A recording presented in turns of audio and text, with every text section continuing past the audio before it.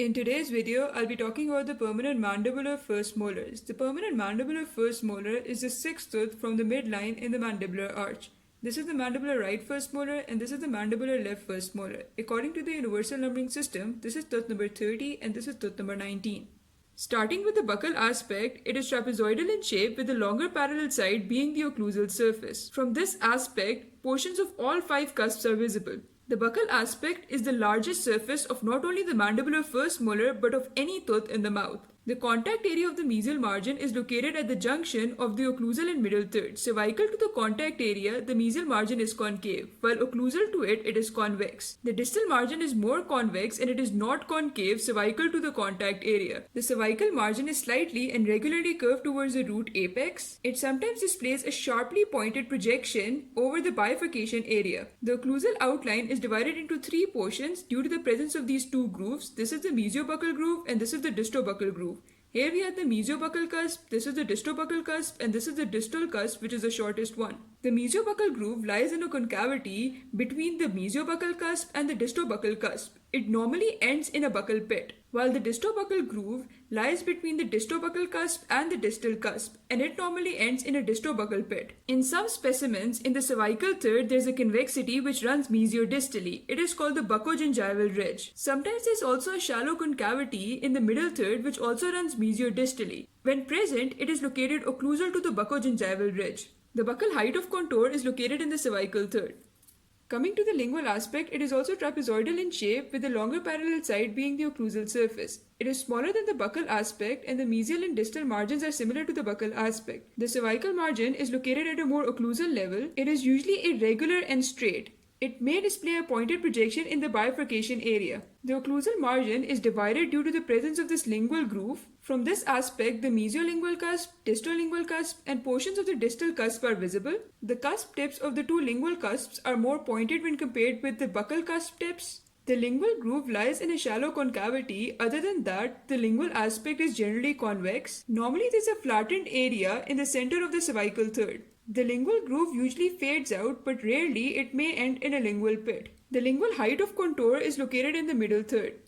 The mesial aspect is roughly rhomboidal in shape and only the mesial cusps are visible from this aspect. The buccal margin is convex. In some specimens, there may be a slight concavity in the middle third. The lingual margin is straight or slightly convex from the cervical line to the height of contour which is located in the middle third. Occlusal to the height of contour, the lingual aspect is convex. The cervical margin is straight or slightly curved towards the occlusal surface. The occlusal margin is concave. Here we have the mesial marginal ridge and this is the mesial marginal groove. A flattened or slightly concave area is centrally located in the gingival third and it is triangular in shape. The contact area is round to slightly ovoid in shape and located slightly to the buccal at the middle and occlusal third junction. The height of contour is also located here. The distal aspect is similar to the mesial aspect except that it is smaller, especially in the buccolingual dimension. The buccal margin is similar to the mesial aspect except whenever the concavity is present, it is not as evident from the distal aspect. The lingual and cervical margins are similar to the mesial aspect. The occlusal aspect is concave. Here we have the distal marginal ridge and this is the distal marginal groove. The height of the distal marginal ridge is variable due to its relation to the distal cusp. As the distal aspect is shorter occlusocervically, more of the occlusal aspect is visible. Portions of all 5 cusps are also visible. More of the buccal aspect and the distobuccal groove are also visible from this aspect. The distal contact area is similarly located to the mesial contact area except that it is larger and ovoid in shape. Now coming to the occlusal aspect, it has 5 sides. This is the first side, second, third, fourth, and this is the 5th side which starts from the distal cusp and is towards the lingual surface. The occlusal aspect is wider mesiodistally than buccolingually. The buccal surface is divided into 3 portions due to the buccal groove and the distobuccal groove. This is the mesiobuccal cusp, this is the distobuccal cusp, and this is the distal cusp. While the lingual surface is divided into 2 portions due to the lingual groove. This is the mesiolingual cusp and this is the distolingual cusp. The mesial surface is also divided into 2 portions due to the mesial marginal ridge. There are also 2 convexities present on the distal surface due to the presence of the distal marginal groove. The occlusal table is bounded proximally by the mesial and distal marginal ridges and on the buccal and lingual by the mesial and distal cusp ridges of the 5 cusps.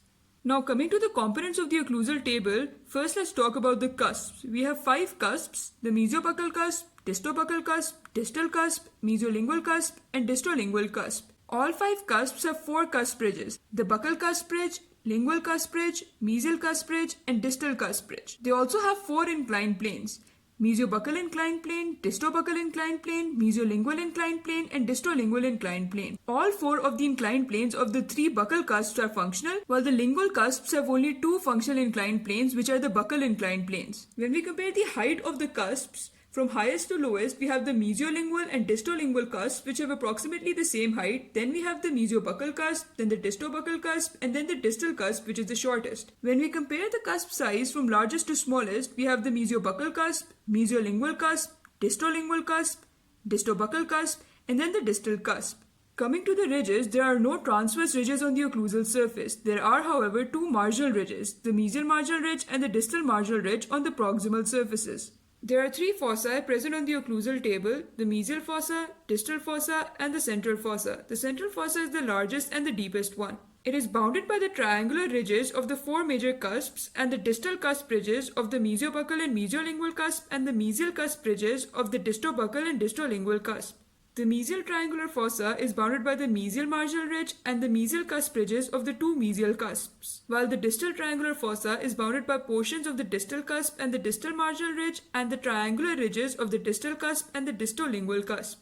Coming to the pits and grooves, this is the central pit, which is the deepest portion of the central fossa.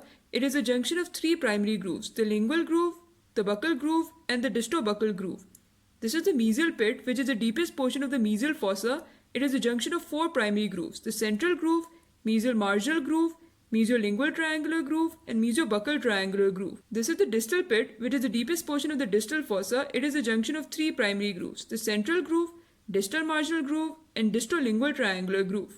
In the mandibular first molar, the root trunk bifurcates into mesial and distal branches. Both of them are wider buccolingually than mesiodistally. The mesial branch is wider and stronger when compared with the distal branch. In the apical third, the mesial branch is inclined towards the distal surface. The buccal and lingual margins of the mesial branch are convex, while the mesial and distal margins are concave, depending upon the presence of the root concavities. The distal branch is shorter and weaker, and it is generally straight. It is either mesially or distally inclined in the apical third. The buccal and lingual margins of the distal branch are convex, while the mesial and distal margins are usually not concave. In the midroot section, you can see that both the branches are wider buccolingually than mesiodistally. The mesial root branch has a greater outline, and both of them are convex buccally and lingually, while they are either flat or concave on the mesial and distal surfaces depending upon the presence of the root concavities. Coming to the variations and anomalies, rarely the distal cusp is absent. Mulberry molar may be present. This is due to congenital syphilis. In this, the cusps are more centrally located, as a result of which they exhibit a gnarled appearance. Sometimes 3 roots are present. In this, the mesial root has buccal and lingual branches.